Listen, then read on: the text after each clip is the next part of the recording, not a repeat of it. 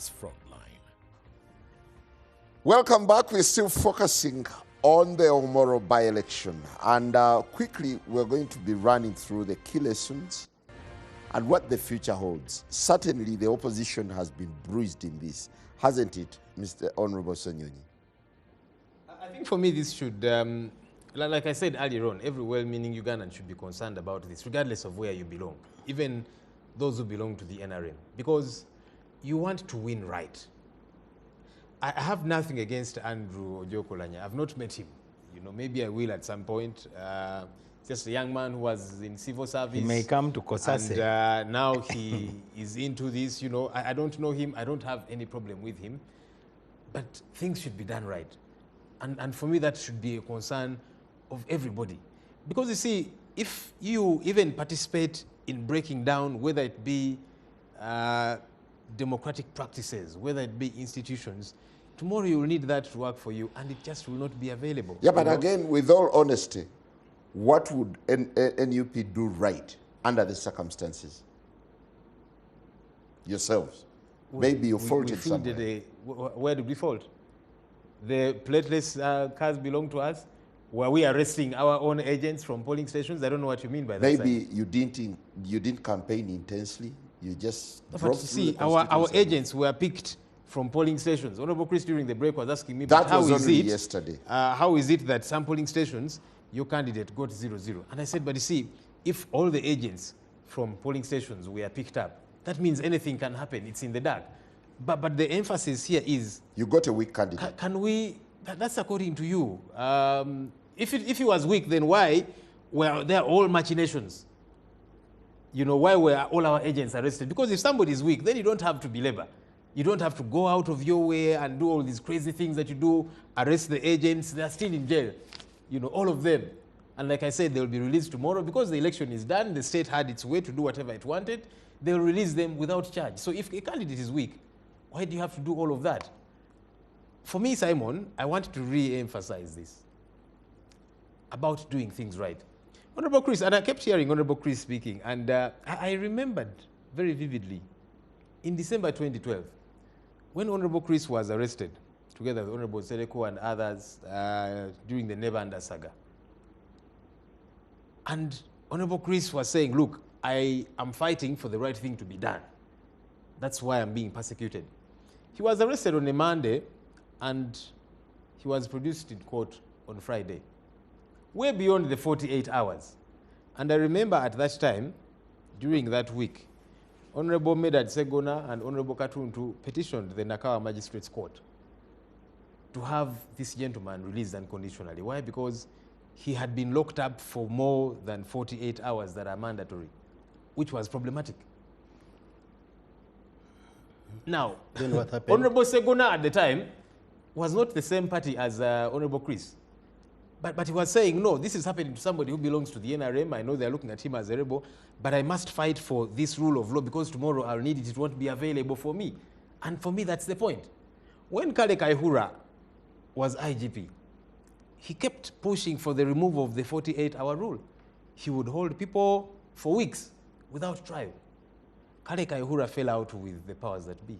He was locked up for way more than the 48 hours.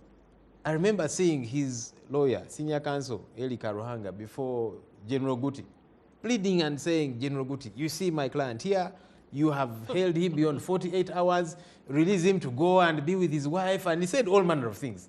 And I said, is this the Kaihura who was pushing for the removal of the 48-hour rule? You're literally saying it will catch up with them. That's the point, because you see, if you do not protect these institutions, if you do not protect democratic practices, tomorrow you will be a victim. I've seen many colleagues of Chris in their primaries, you know, who have cried foul and said, no, I was rigged in the primaries and that kind of thing, you know. But could it be that you have participated in breaking those democratic credentials and practices? Because tomorrow you will need that and it just won't be available to you. That's why I'm saying every well-meaning Ugandan, regardless of where you belong, this should concern you. If you're NRM, you should actually be a lot more concerned to say, okay, if we had a popular candidate, he was a son to the late, he was going to get a sympathy vote, why not do it right? Honorable Chris, do you pick any lessons from the Omoro election? Yes, you know, these opposition friends, whenever they are cornered, they just raise the never under issue around my name. But it's a Whenever fact. they talk show. But as NRM, we have no apologies to make for winning the Omoro by-election. And I still have to insist that it was a clean win in Omoro. Winning regardless. A clean win in Omoro, and we expected it. And we want to, let me formally now congratulate Andrew Ojok and the NRM party for the convincing victory that they have registered. Does it provide lessons to you? Yes. The first lesson is that the NRM is appreciated not only in Omoro, but in northern Uganda, having gone through a period when the North basically had rejected NRM. So for us, we take that as a serious observation that we should continue to provide services and improve the quality of life of the people of northern Uganda. The poverty Joel was talking about is our concern, and was our message that vote NRM so that we can address this poverty, we can uplift the standards of the people of northern Uganda. Well, we'll Not shortly be shifting to a second topic, but quickly, Honorable Winnie-Kiza, do you pick any lessons, especially for the opposition, regarding places that were hitherto strongholds? Yes, there are many lessons that I pick. The lessons that I pick is that our population is resigning from elections because they know that it is going to be chaotic. They are going to harvest killings, possibly in some areas, and that even if we went there, they are going to rig the election. So they are getting fatigued and they are getting resigned. We need to work harder to restore that confidence in our population. And you know, when Chris continuously says, you know, we have changed the North because we are tackling the quality of life of people, while Joel here is talking about the stinging poverty in Omoro, I don't know how long it will take the NRM after the 36 years and they have not changed the quality of life of the people of Omoro, and they still think they can change the quality of life of the people of Omoro in the next 3 years when Andrew Ojok will be the member of parliament. But they had a good message that Well, maybe lured voters to their side. Let me tell you that yes, they could have lured voters to their side, but Mao told you the reason. They just used the sentiments of the people who knew that the boy was a son to the late. They just wanted to sympathize with the young. Naturally, that was natural. And to us in the opposition, we know, like I said before, that we are just working on an unleveled ground. Even when the NRM knows that they are strong, but they will still employ the army, they will still employ the police, they will still bring drones, they will still bring SFC in hoods to arrest people. So when our members of the opposition see all these, they will not be able to get out of their houses to go and vote. Unless the electoral process is made free of violence, unless the electoral process is made free and fair, the election is going to be worse and worse in terms of participation. And in a situation where agents are picked from polling stations with no reason, what else did you expect? How different is Omoro from your by-election, the one where you participated? I can say that the only difference is that my people are more resilient than the people of Omoro, because the beating was even worse, the rigging was even worse, but the people came out to vote because for them, they were defending their victory in the first place. They were defending their victory and they know that there is less that they have benefited from the NRM, but you can see subsequently what has happened after that election.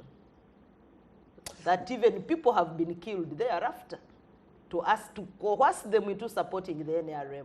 So the difference is that the people of Kasese are more resilient, I would say, than the people of Omoro. However, they have also gone through hard times. And I think when they look at their past, they are like, let it pass. let it just pass. That could be also another issue. And the NRM may think that they are gaining momentum in the north when the people are saying, let them just have their thing. And that is different from giving a clean victory. Honorable Mao, if you are to go back to the drawing board as actually politicians, what would you be pondering on regarding the Omoro election? First, Simon, as an analyst yourself, you know that politics moves in cycles worldwide. And those of us who cut our teeth at a very young age, we know that we are in a certain cycle. And you just make sure you are not drowned in this cycle. That's what matters most. Whether it is a season of mad people, you make sure the madness does not take you. But you must know that it will go full cycle. So what matters is to not forget why you came into politics. There are many people who forget why they started the journey. Those of us who get insulted and we have all sorts of comments, the only thing which keeps us going is because we go back to the very first step we took and we keep that little fire burning. That's the only way you can protect yourself. Now, to the opposition, as you know, you have an aging president who has been in power for long.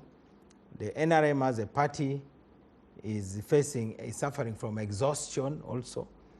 And so as we head to what we call the transition, there will be no press conference to announce a transition, but it will happen. And as the transition comes, it comes with the shifting alliances and within that same cycle. And so everybody who cares about politics must be observing how the chess pieces are moving. You don't only watch the ball, you also watch how other players are moving, because you may be running for the ball, and just as you reach it, the ball has moved. Finally, we have lessons of successful by-elections. In Luwero, the opposition united famously behind our DP candidate, Brendan Abukenya, and we were able to win against all odds. In Amuro, again, UPC and DP, we pulled out our candidates and went full swing behind the FDC candidate. So you could say that a lot of these are really self-inflicted injuries that come as a result of ego. Because the best thing to have done is to see who makes the first step to say, why don't we sit and talk about Omoro? Like we did. I sat down with the General Mugisha Muntu and Ambassador Olaro Tunu. I had a candidate who I thought was the best, and so did UPC. In fact, the UPC candidate was more articulate. Those who listened to her, no. But we had to balance a number of factors in a spirit of give and take. So until that happens, our limited resources will be exhausted. The NRM has the advantage of state resources. They have the capacity for violence. So arrogance cost the opposition a constituency. Ego. I know Simon Tolit. I campaigned for him in Gulu.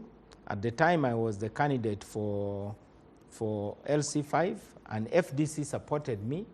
So we need to develop that spirit. Now, the thing that is undermining it is the question of saying, who is the leader in the prison? Who is the katikiro in the prison? Who is the strongest? Who is feared most by NRM? Who is the King Kong of the opposition? But in reality, if we put together our resources, we are capable of mounting a serious challenge. Because Amuro was not easy. First of all, the candidate of the NRM was formidable. I have to admit it. She is one heck of a tough nut.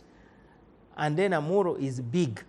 But we pulled together our resources At that time, of course, we had the current speaker. She was with us, and we went to the field. Ambassador Otunu was there, Cecilia Ogwal was there, Salam Musumba, Wafula Ogutu, everybody was there. Kano Kiza Besigye came, Beatrice Anywa, and of course Winnie Kiza was there. So you need leverage. But if you go into the race, to a certain extent, people may fold their hands and say, okay, let's see whether your King Kong politics can take you anywhere. Because the kind of unhealthy fights we have in the opposition of smear campaigns and so on is really undermining the opportunities that we have to offer a credible alternative. Well, and I'm glad you're raising that towards the end of the bit of discussing Omoro election. We want to speak about the spotlight that NBS has been doing lately about political parties in a number of areas.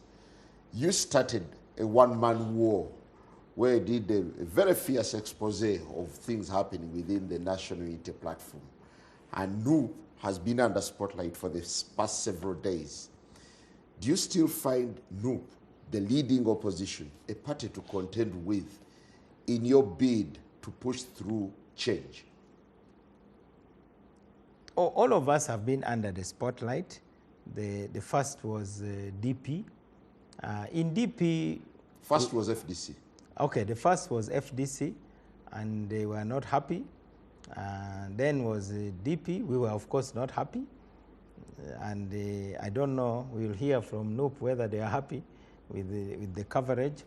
For us in DP, we encourage internal dissent. Sometimes it goes overboard. The other day I saw some DP members and leaders calling for my resignation. That is okay. It is not a big deal. But in a country where there is dictatorship, even in opposition, when somebody says a leader should resign, that makes very big news. And it tends to present a picture of instability. That doesn't mean instability. My own view of our attempt to craft unity from 2018, 2019 up to 2020 was that we saw a young man with a lot of potential to attract young people. And as you know, President Museveni has been winning with a certain margin. So those who keep President Museveni in power are those who don't go to vote. And those who don't go to vote, they don't go to vote because they think voting will not make a difference. But with the unity, there can be a lot of motivation, as happened, for instance, in '96 with the IPFC, which was led by DP and UPC. At that time, as you know, for the 10 years from '86 to '96, DP was in government, though informally. But effectively, every leader of DP who mattered was in the government of the NRM, led by the president himself. And so the real opposition was UPC, led by the Iron Lady, Imat Cecilia Ogwal. And, but at one point, they had to stop fighting. For instance, UPC had to stop accusing DP of being in bed with a foreigner, a dictator, as they had been saying. And they said, well, what can we do together based on common ground? And DP also had to put aside the grievances of 1980. In fact, that was a sterling example of putting Uganda first. It was beautiful to see Dr. Semo Gerere standing in Nakaseke and Luwero, introducing Imat Cecilia Ogwal, Milton Obote's hand-picked leader in Uganda, as my sister. That to me was a pivotal moment. And so, in 2018, we tried to look for our scattered members all over. For a common ground. under what we call the DP reunion. Our aim was that DP should lead any alliance for change.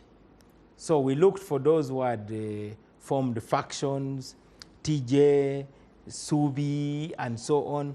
And then we got the young man, Robert Chagulanyi, and we made sure we really gave him a red carpet welcome in our signature events, which we call the reunion. After his victory in Chadondo, he became a big factor. I wrote an article talking about him. Many of those who are now singing his praises, some of them called me and said, why are you hyping this young man, you know? But politicians, fortunately, know how to eat humble pie very quickly in case circumstances change. So we started a discussion of how to form something that can create a new momentum. Of course, cracks developed because some of the procedures we are proposing through our, what we call the Grand People's Coalition, were not sounding well to some people. Many people thought that we should automatically rally around the Honorable Robert Chagulanyi as the presidential candidate, and they were trying to present a fait accompli. And many of us said, no, we cannot accept a fait accompli. You can't teach us about the struggle. We have been in the struggle. We don't know what your struggle is, but you are talking. That's ego again. Not ego, it is history. Okay. Because while other parties are talking of suffering, being in prison, being tear gas, we can bring skeletons to fill lorries and lorries of DPs who have sacrificed for this country. So we were challenging ego actually through knowledge. So eventually NUP was formed, and we saw many of our members going into NUP. Many times I'm teased about the dwindling number of MPs, and I answer back by saying we went into 2021 election with 4 MPs. 10 had left, 1 had died out of the 15. So we came out of the election with 9. And that is how we look at it. Now, when NUP was formed, we made a proposal and we said, why don't we form the People Power Alliance? We accept NUP, let DP be, let the others be. And we failed to agree, unfortunately. And events were moving very fast. And you know, when crowds are behind you, it can also get into your head. And you may forget that actually there's a bigger challenge that you need to face. So when you think that Norbert Mao is your biggest challenge, you really forget the real challenge. So we failed to form an alliance, and so we decided that let everybody stake their claim. So those of us who went into the race, now we were being attacked. These are malls, these are being massaging the regime, these are enablers, and so on, which is basically the kind of rhetoric which destroys potential for unity. I never heard Andrew Kaira ever calling Dr. Semogerere a mall. They were both DP. One decided to go to the bush, one decided to go to parliament. In our kind of politics, they would have said, whoever has gone to parliament is a mole. So we need to detoxify the environment. So to that extent, I think the decision making by NUP as the party that had the tailwind and the momentum and the leader who had the mass appeal, I think they overestimated the capacity for change because they didn't understand the contours of power. Is it haunting them now? I think that's a question you'll ask them. The contours of power is based on our own belief that the major arbiter of power in most of Africa, including Uganda, is the military. And the elections are tricky. Sometimes you may go into an election to create leverage after which you can then either create a mass uprising, force concessions, go into national dialogue, form a government of unity. There are very many examples of how to build momentum, Well, but we need everybody. Well, Honorable Senyonyi, there's been quite a spotlight on you regarding how things are running within your camp. Some voices are disgruntled in there, questions about accountability, questions about the integrity and other things. How healthy is this spotlight on you? Maybe before that, I'll briefly comment on the issues that Honorable Norbert Mao has been raising. Unity. I actually agree with Honorable Norbert Mao to say that sometimes there's the challenge of egos, everybody trying to feel it is either myself or no one else, you know. That's the challenge that we have. It's a challenge we had before the elections, even afterwards, you know. But I hasten to add that the other is dishonesty, coupled also with a sort of big man syndrome, because he's given the example of, you know, this one saying, yeah, we've been in the struggle longer. Then Honorable Norbert Mao says, for us, we can bring a lorry full of skulls or whatever, and that kind of thing. There's a way NUP was treated at the start. These are young people. He's from the music industry. This Senyonyi was in the media. Rubongoya was a law lecturer, whoever, you know, and some people treated us as unworthy. And I'm not necessarily talking about Honorable Norbert Mao. I'm speaking generally. Well, I could as well be talking about him, but let me speak generally, you know. There was that feeling. These young people here, you know, where have they come from? We have been at this. We have, you know, done everything, read the books. We even have a T-shirt for it, you know. And so that became a challenge where you get to be treated as you're not worthy. And so it makes that unity complicated, you know. The dishonesty sometimes. You say one thing today and agree, you know, and then tomorrow somebody calls a press conference and they're saying something totally different, you know.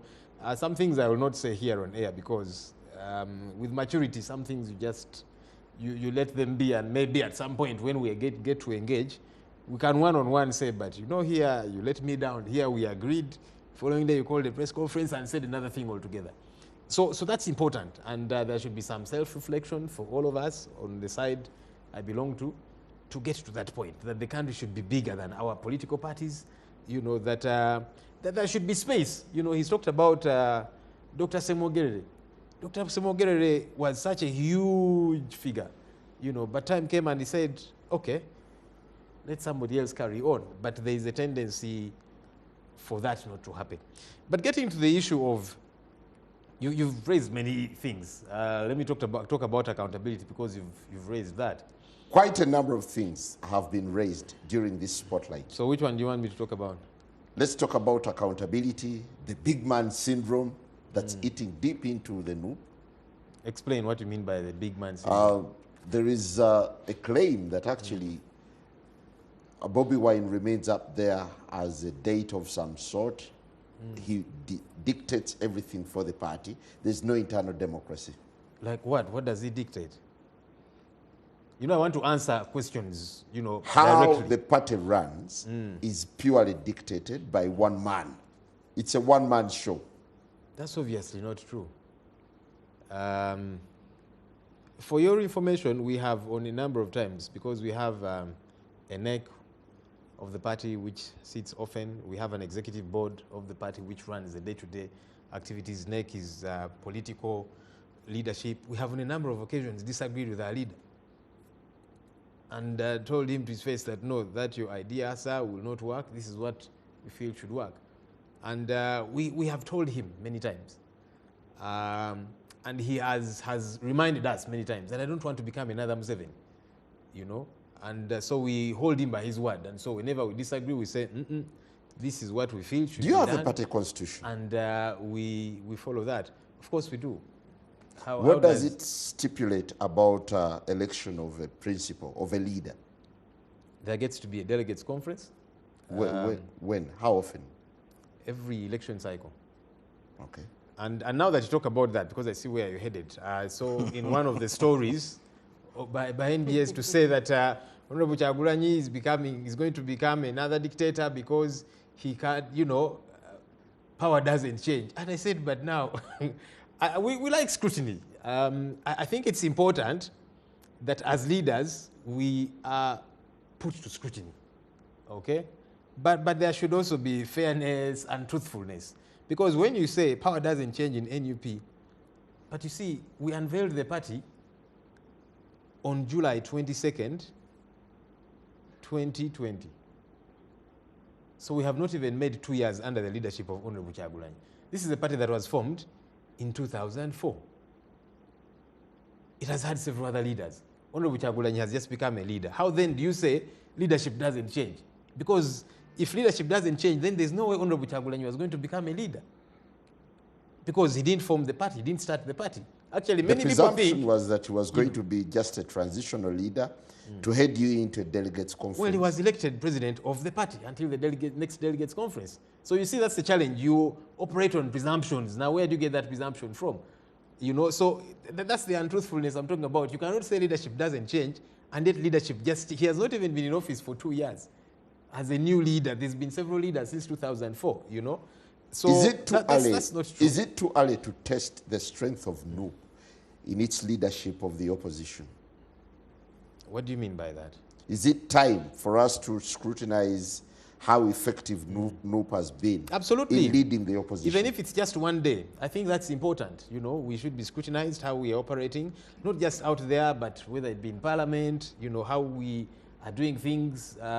Those of us who are now leading accountability committees, we have several councillors and so on, wherever we are. I think it's important because, like I've said, we are leaders, and so we should be open to scrutiny because scrutiny helps us to get better. I'm only saying, let it be fair. Finally, on the issue of accountability, you see, I was in the media for 14 years.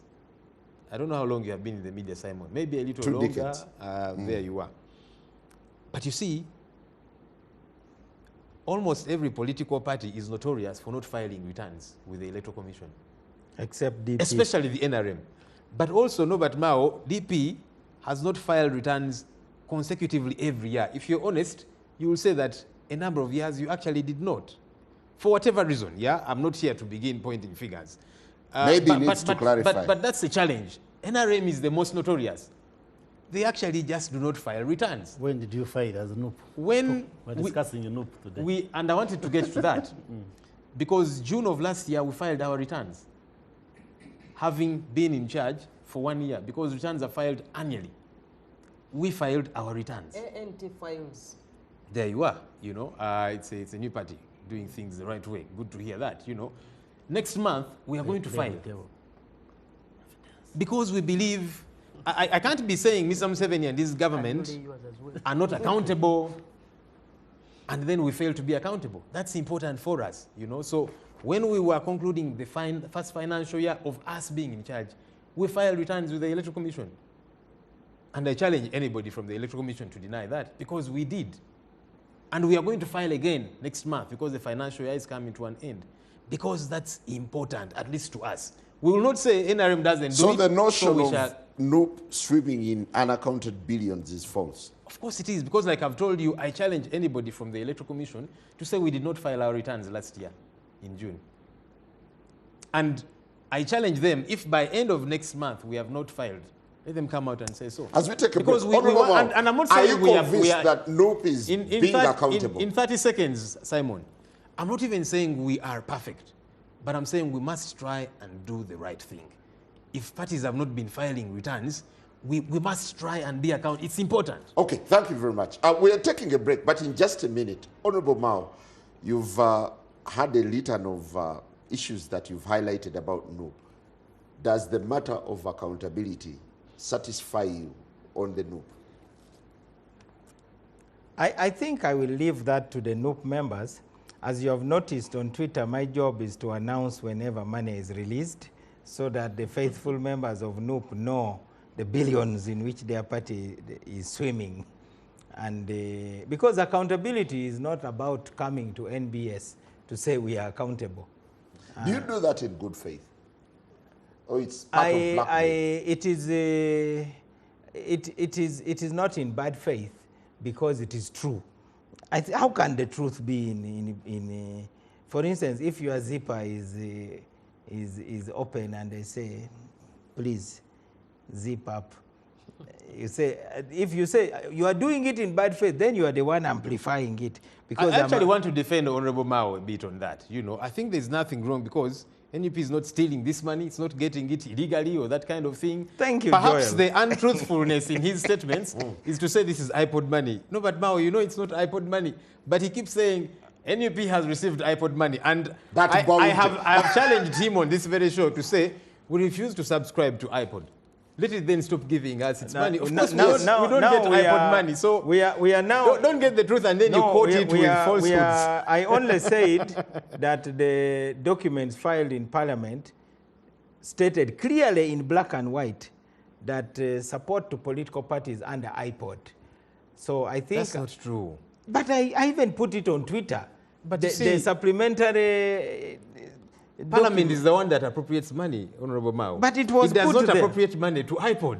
No, it said under You know iPod. this for a The fact. headline was iPod. But then we would not be getting because we are not party which to iPod. negotiated an increment of the money. No, Now you see you're mixing up too many things because for him he's saying the money was given to iPod. If it was given to iPod, we will not get even a shilling because we are not part of iPod. We refuse. For me, I said this is the document that proposes the supplementary budget of 35 billion, out of which NUP has got 4.3 billion. And I said the document says support to political parties under iPod. How you interpret it? Who authored that document? Because it is obviously false. Well, you passed it. No. Why didn't you challenge it in Parliament? But I sit in Parliament, Honorable Mao. We as Parliament have never, even the time I was not in Parliament, Let's take Parliament a never very passes quick money break, to and iPod. when we for return, heaven's sake. we'll be hearing from Honorable Chris Bariomunsi. He will also be giving us his brutal assessment of where NUP stands in matters of leading the opposition in the country.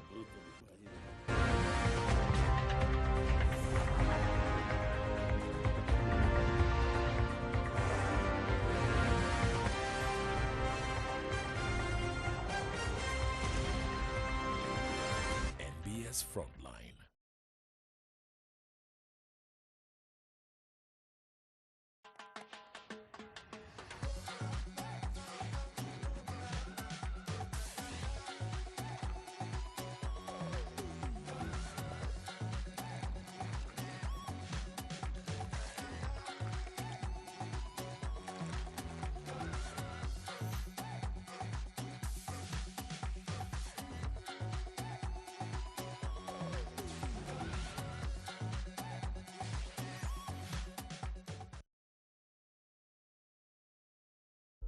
Experience the unforgettable comfort at the Pearl of the East. Wash and Wheels Hotel, Mbale, transforming your travels into a splendid stay. Service that is a class apart. Conference hall, health club, spa, spacious rooms, restaurant, bar, and beautiful gardens with a cool breeze from Wanala Hill. For reservations, call Wash and Wheels Hotel, a home away from home. Masterwood is one of the leading manufacturers and suppliers of locally made high-quality furniture in Uganda and East Africa. With more than 30 years in the wood and furniture industry, we use kiln-dried timber from which a wide range of products are made. These include interior and exterior doors, wardrobes, distinctively appealing custom-designed mahogany closets, kitchen cabinets in all designs, wood floors with surfaces of numerous choices, aluminium fittings and office partitions, you name it. For any woodwork you need, at Masterwood is here for you. Find us on Plot 16, Ring Road, Luzira Industrial Park, or call us on +256 393 266 386 or +256 759 775 473 or email masterwoodinvestments@gmail.com or visit our website masterwoodug.com.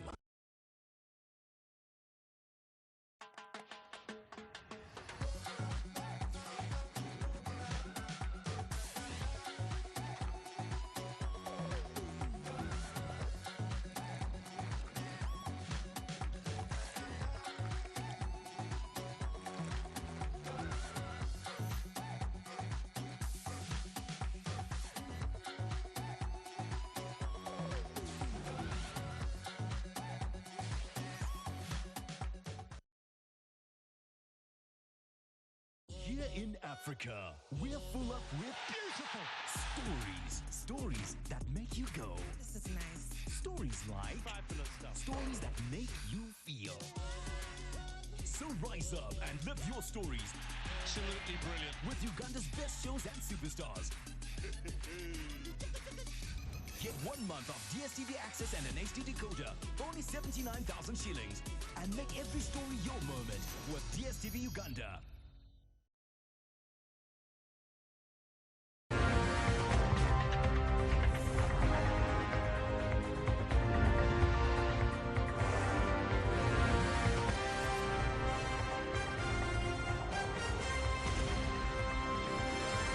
NBS Frontline.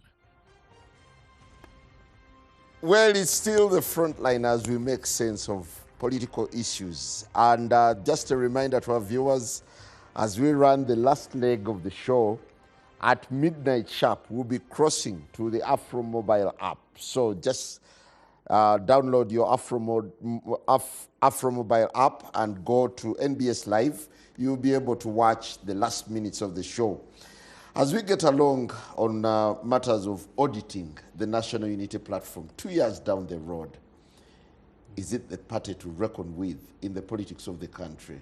And what do you think of the trajectory they are taking? Well, NUP is a National Unity Party. Platform. Platform, yeah, National Unity Platform. But that's a misnomer because the reality on the ground is not a party that exhibits national unity, because from its membership and performance, it's a Uganda-centric party. It is in the center of the country, not necessarily bring Uganda together. You're still peddling that rhetoric. It is correct. What else will he peddle? It is correct. It is correct. You can call it rhetoric, whatever, but it is correct. Challenge me of how many of the leaders and members are from Karamoja, from Chigezi, from where? There is Lina Zedriga. She comes from the north. You stop heckling me, since that's the word that has been used by Kiza. He's a moderator. And to understand issues of accountability and its performance, you have to understand how it started.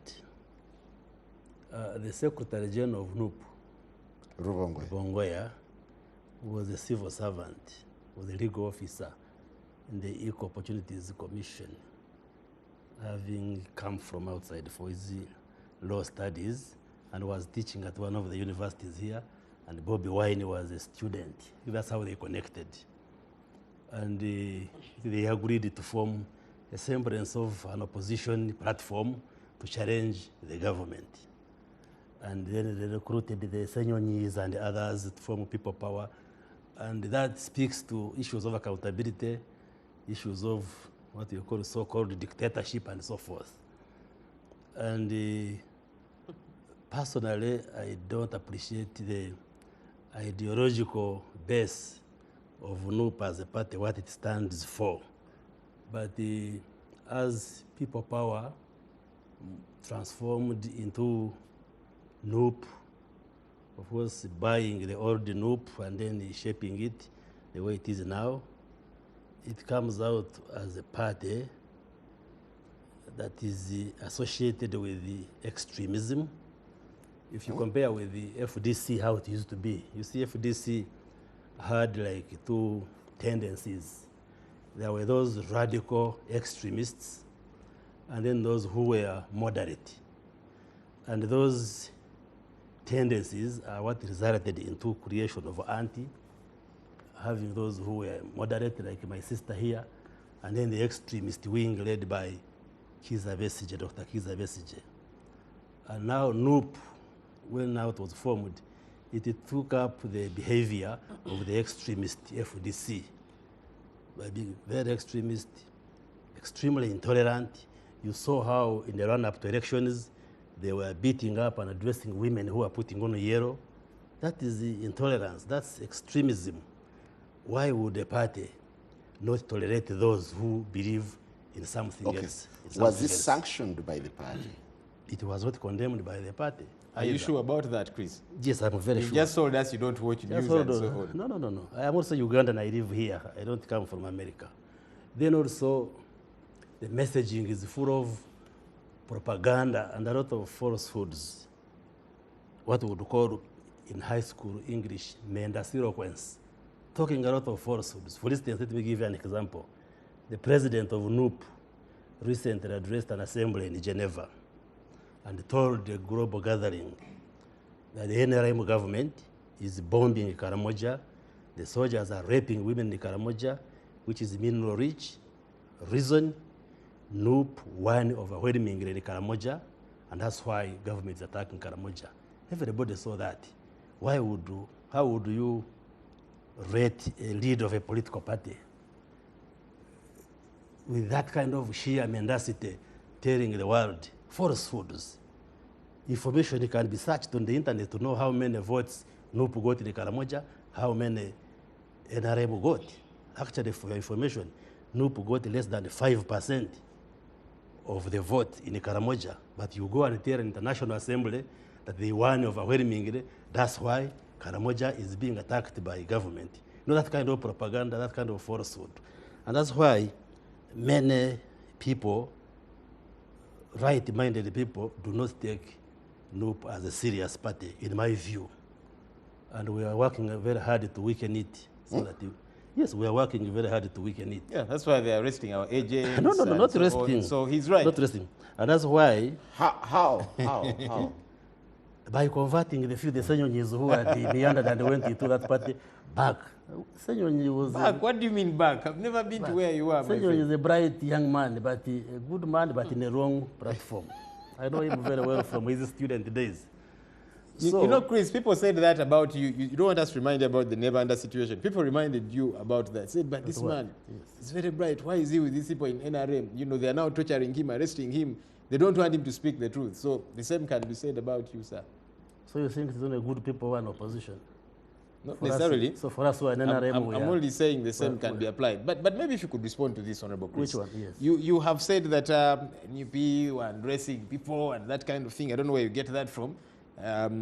But you see, we have Is it seen a lot true? of violence. But is it true people who were putting on a year on the run-up to elections were being unaddressed in the town? I saw one particular person, you know, and again, we condemned that because we don't even know who that is. We actually told police, we said, look, go out and arrest whoever that you is. see people putting because on what they're NUP? doing is wrong. Did you see And in the same vein, I expect people like Honorable Chris here to condemn the violence meted out against our people. You know, talk about our supporters who were murdered before and during the election. Many are in jail today simply because they support NUP. So who is more radical? So have you seen people putting on NUP attire demonstrating in Seattle when Jacob Aranya was sick in the hospital? Were they necessarily They were, Yes, they they were were putting expressing themselves, whoever those are. No. They are Ugandans who are saying, your look, party condemn our that taxpayer money. Actually, we were saying, look, these are Ugandans who are expressing themselves because it's not just about Honorable Olanya, the late. They were saying, look, why don't we better our healthcare They at had home? placards saying, Oranya, go back to Uganda. But they did You the never same condemned that for kind of Honorable action. Chivule a year You before. never condemned that as a party. Honorable Chris, Somebody who is they on did the oxygen. same for Honorable So that Chivule is a year earlier. Okay, can I continue? And Honorable and finish Chivule my was time? not from the north. Why didn't you So complain? those kind of actions are what characterize NUP. radicalism? Radicalism and intolerance. Just the other day when these candidates were having the debate, even the few NUP people who were there were heckling everybody, shouting at us. Even as the audience who were just keenly watching it. So that kind of So what extremism, does NUP mean which to the borders- opposition which you contend with? Which most often borders on criminal hooliganism is what characterizes the behavior of this party. And Is it a force that you are proud of competing with on the political landscape? well, that's why we eat them like samosas. Yeah, in electoral and he's right. process. They are in jail. So- Many are in graves. So No, he's right. You see, let me clarify this also. You're eating them. I don't know. Yeah. Yes, politically. Okay. That's why you see like a more election. It doesn't mean it's an election, you commit crimes in an electoral process. Then you think police or security officers will leave you simply because you belong to a political party. Even if you are NRM and you offend the law in Omoro or elsewhere, you will be arrested. Honorable, So, and we know if you put the different political parties, you know which political party is associated with hooliganism in campaigns. Honorable If you ask any Ugandan, they will tell Winnie you. Kiza, you've been So, around in the opposition We should not come here and circles. justify Do you feel wrong behavior. the National Unity Platform is steering the opposition in the right direction? Simon, I think I would like to, first of all, congratulate the National Unity Platform for the work they are doing and for the work they have done since they became a political party. Yes, everybody is aware that they started as a pressure group, people power, and when it became an issue, you heard how someone went running to register an organization called the People Power, but these young men were smarter than the person who went to register the People Power by keeping their cards tight to themselves and surprised them with a political party called NUP. I think that was a smart move, and I want to congratulate them. As a member of the opposition, the NUP is doing a great job.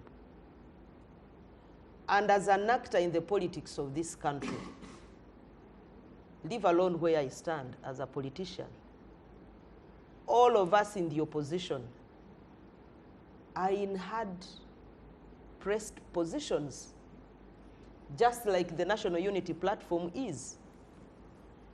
You know, when you look at the politics of this country currently under the NRM, when the minister talks about radicalization of politics and radicalization of campaigns and referring to the National Unity Platform as a party of extremism, I feel so sad.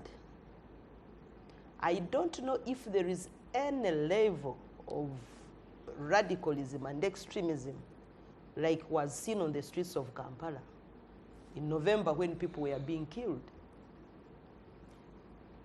The minister wanted Senyonyi to explain why they never condemned the undressing of the person who was in the yellow outfit. Persons.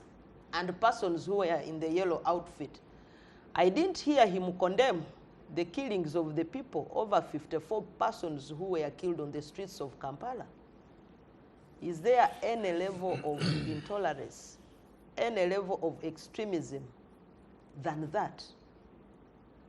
I didn't hear them condemn the arrests of the people who were on campaign trails,